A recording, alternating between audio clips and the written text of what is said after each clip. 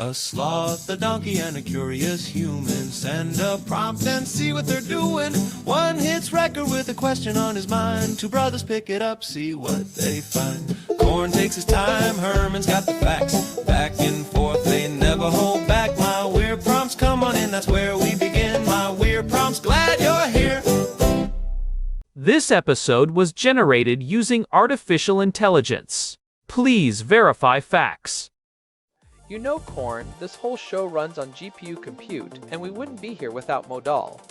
Seriously. And that's what powers all our text-to-speech. Everything you're hearing right now. They're an AI infrastructure platform. Developers use them to run GPU workloads in the cloud with zero infrastructure headaches. If you're building anything with AI, check them out. Modal.com. Imagine for a second that your entire world, every person you have ever known, every story you have ever been told, and every law you live by, exists within a single patch of green canopy. You have no concept of a search engine, no idea what a satellite is, and the very notion of a nation-state is as alien to you as a Martian colony. Yet, at this very moment, high-resolution cameras in orbit are mapping your backyard, and illegal loggers are revving up chainsaws just a few miles from your home. It is a staggering juxtaposition, Corn. We are living in an era of hypervisibility, where we can zoom in on almost any square inch of the planet, and yet there are still these pockets of profound human mystery. Today's prompt from Daniel is about these uncontacted tribes, the groups that remain voluntarily isolated from the global grid. It is a topic that feels increasingly urgent because that window of isolation is slamming shut. It really is. And just to get the technical housekeeping out of the way, since we are talking about cutting-edge tech mapping the ancient world, it is worth noting that Google Gemini 3 Flash is actually powering our script today. It is writing the words we are saying, which is a bit meta when you consider we are discussing people who don't even know what a silicon chip is. Herman Poppleberry here, by the way. And you're right, the irony is thick. We're using the most advanced large language models to speculate about societies that communicate through entirely different oral traditions and environmental signals. Daniel's asking us to look at the gap between the romanticized Stone Age myths and the actual gritty reality of these 100 or so groups left on Earth. 100 groups. That feels like a lot and a tiny amount at the same time. When we say uncontacted, what are we actually talking about? Because I assume they are literally unaware that other people exist. They probably see the planes flying overhead, right? And that is the first big misconception to clear up. The term uncontacted is a bit of a misnomer. Most anthropologists prefer tribes in voluntary isolation. They aren't living in a vacuum. They know there are others out there. They see the contrails in the sky. They hear the outboard motors on the rivers. They might even find a discarded plastic bottle or a rusted machete left behind by a surveyor.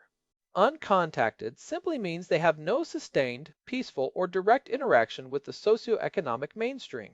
So it's a choice. They aren't lost. They're hiding. Or maybe just minding their own business and hoping we do the same.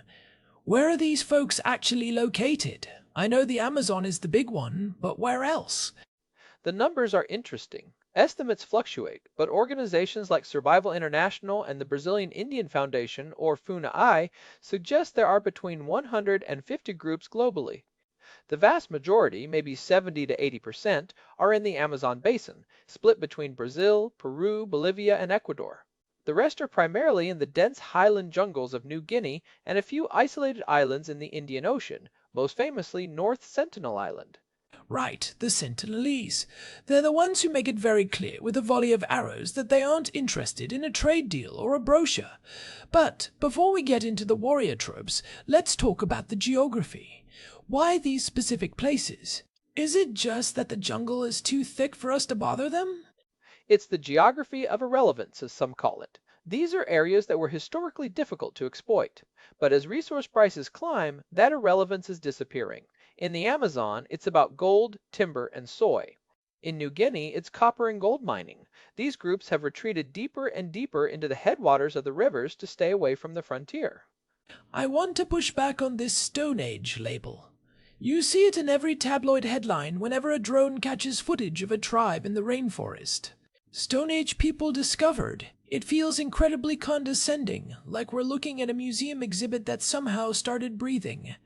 It's worse than condescending, it's factually wrong. These aren't living fossils. They are modern humans living in 2026, just like us. They have histories. They have changed their social structures, their diets, and their migration patterns specifically in response to us.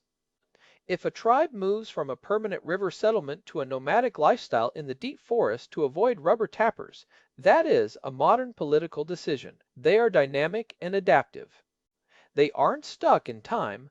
They are surviving in a very specific, very hostile environment. And they use our stuff, don't they? I remember reading about tribes that have metal pots or steel knives, but have never actually spoken to a person from the outside world. That's the leakage of modernity. It's called passive contact. They scavenge. They might find a camp left by illegal loggers and take the metal tools. Steel is infinitely better than stone for felling trees or processing food. So, their traditional life is actually being augmented by the industrial world from a distance. They are making utilitarian choices. If they find a heavy-duty plastic tarp, they'll use it to waterproof a shelter. They aren't afraid of technology, they're afraid of the people who bring it. That makes total sense. If I were them and I saw what happened to the groups that did make contact, I'd be sharpening my arrows too.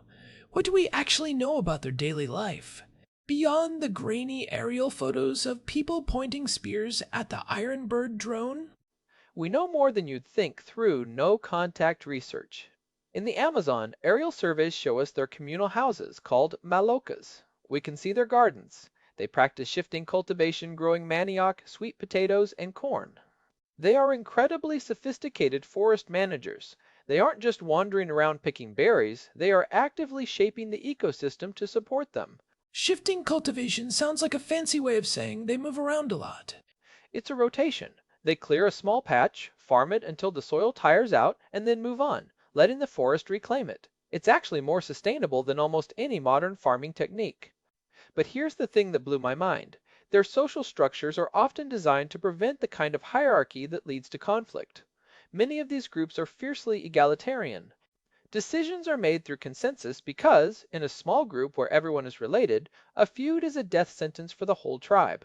So, less Lord of the Flies and more highly functioning board of directors, but with better scenery. What about the health side of this? That's always the big argument for why we should or shouldn't go in there. The germ factor. It's the single biggest threat. These groups have been isolated for so long in the case of the Sentinelese, potentially tens of thousands of years, that they have zero immunity to common outside diseases. A cold, the flu, or even the measles can wipe out 50 to 90% of a tribe within weeks of contact. Historically, this has been the primary driver of their population collapses. In the 1970s, when the Brazilian government was building the Trans-Amazonian Highway, they tried to pacify and contact tribes like the Panera.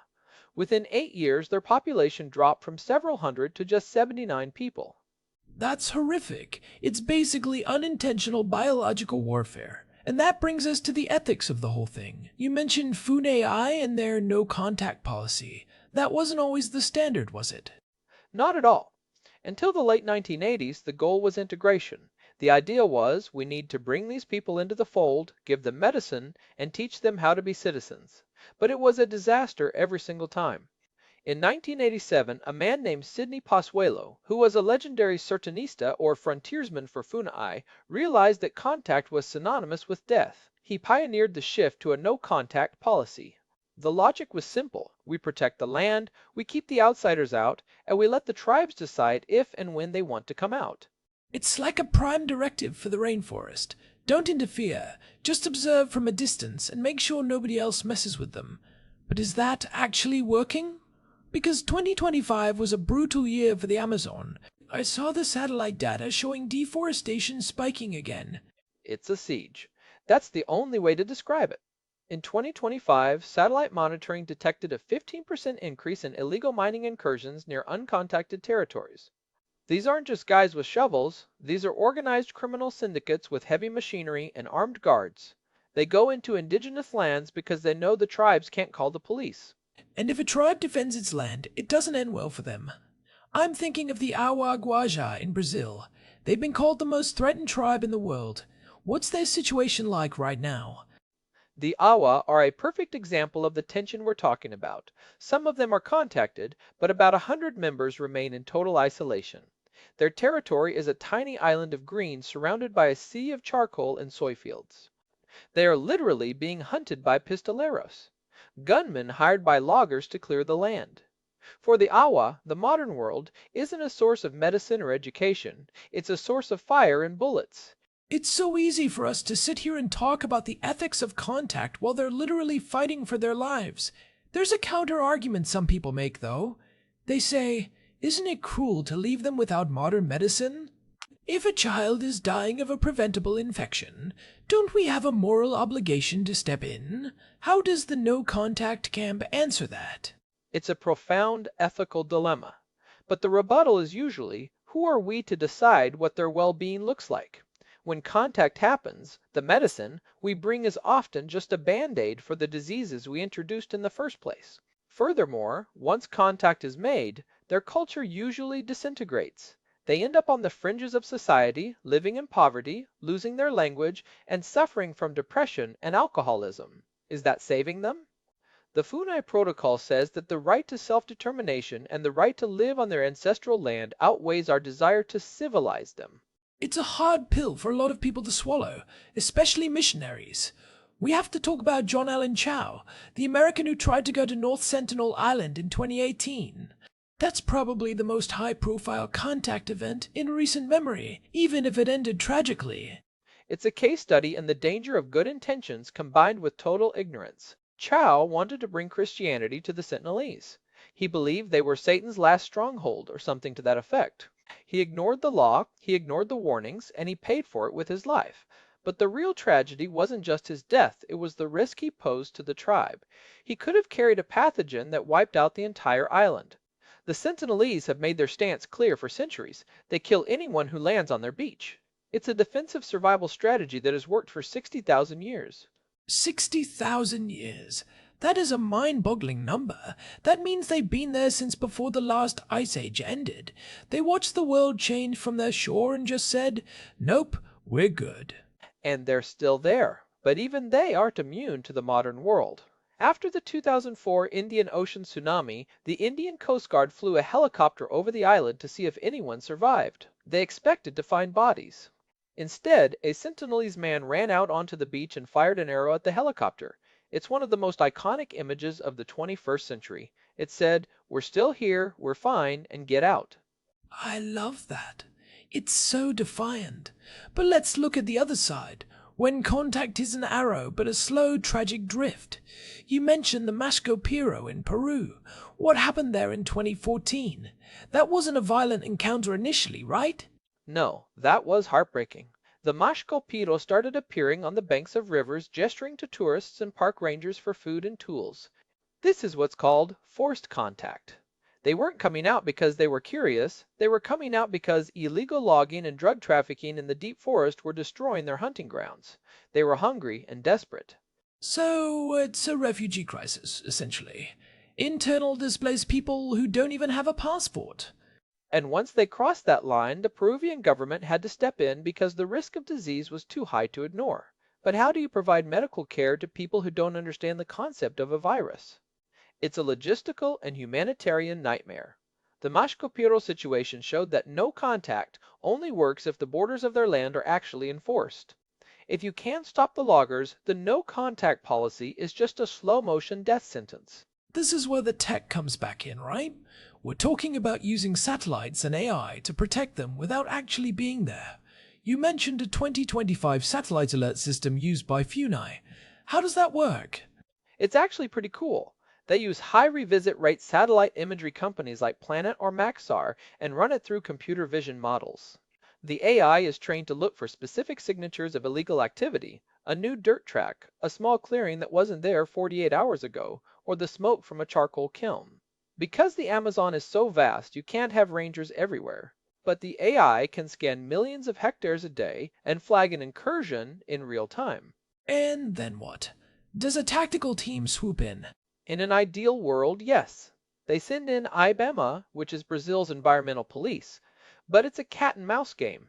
The miners know where the satellites are looking, so they work under the cloud cover or use smaller, more dispersed camps. And let's be honest, the political will fluctuates.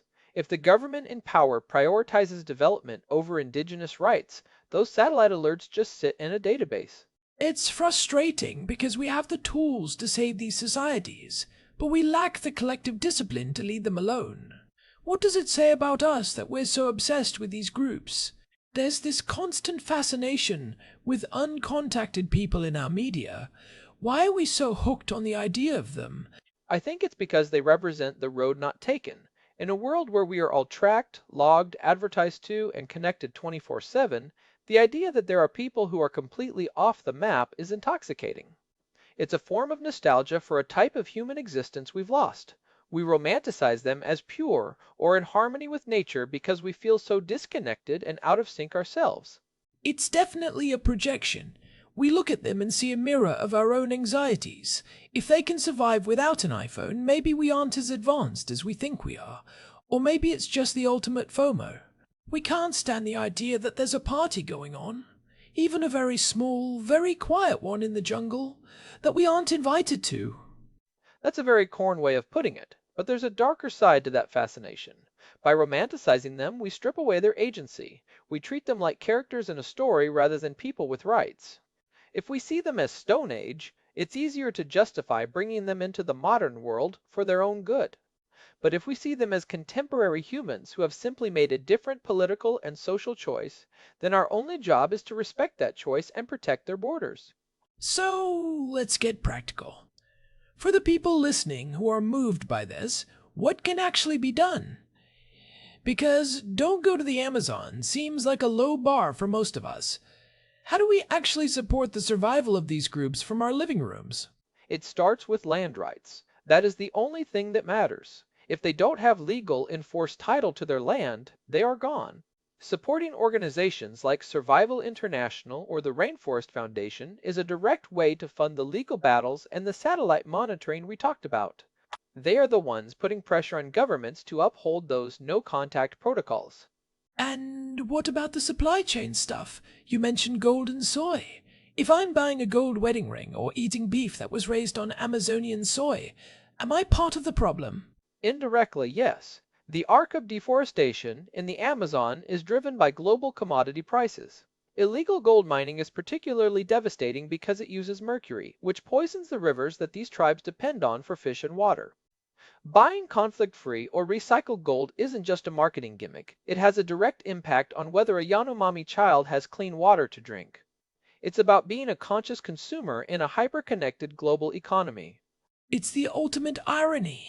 Our consumption habits in London or New York or Jerusalem are directly vibrating through the forest and affecting someone who doesn't even know those cities exist. Everything is connected, whether we like it or not. That's the small world paradox. The world is smaller than ever, but the gap between our lives and theirs is a vast widening chasm. And that chasm is part of what keeps them safe. The more we bridge it, the more we endanger them. So, looking ahead, and I hate to be the doom and gloom guy, but I am a sloth. I see things moving slowly. What's the prognosis? Are we going to have any uncontacted tribes left in 25 years? Or is the Amazon tipping point going to force everyone out? That's the big question. Scientists talk about the tipping point, where the Amazon can no longer produce its own rain and starts turning into a dry savanna. If that happens, the entire ecosystem collapses. The tribes won't have a choice. They'll have to move toward the cities just to survive. Some models suggest this could happen as early as 2030 or 2040. If we don't stop the deforestation now, the voluntary part of their isolation will be replaced by a forced integration that will likely be the end of their unique cultures. It's a race against time then. High-tech satellites versus low-tech chainsaws, with 100 unique human stories hanging in the balance. It makes you realize that progress isn't always a straight line up. Sometimes progress is knowing when to stay away. I think that's the most important takeaway. Their existence is a challenge to our definition of progress. They prove that there is more than one way to be human, more than one way to build a society, and more than one way to relate to the earth. If we lose them, we don't just lose a few hundred people. We lose a part of the human record that can never be recovered. Well, on that heavy but necessary note, I think we've covered some serious ground today. From the beaches of North Sentinel to the headwaters of the Amazon, it's a wild world out there, even if most of it is being watched by an AI in a server rack somewhere. It really is. Thanks as always to our producer, Hilbert Flemingtop, for keeping the gears turning behind the scenes. And a big thanks to Modal for providing the GPU credits that power this show. Without them, Herman would have to do all these calculations on an abacus, and nobody wants to hear that clicking sound for 30 minutes. I'm actually quite fast with an abacus, Corn, but I'll take the GPUs. This has been my Weird Prompts. If you're enjoying these deep dives into the weird and wonderful corners of our world, a quick review on your podcast app really does help us reach more curious minds. We'll be back next time with whatever Daniel throws our way. Until then, keep your eyes on the canopy and your arrows in the quiver. Or just stay off the private islands. That's probably safer. See ya! Goodbye. This episode was produced using Google Gemini 3 Flash. Text-to-speech by Chatterbox. Thanks for listening to our show, My Weird Prompts, where our thoughts go from slow takes to facts on cue. We change and follow through. My Weird Prompts.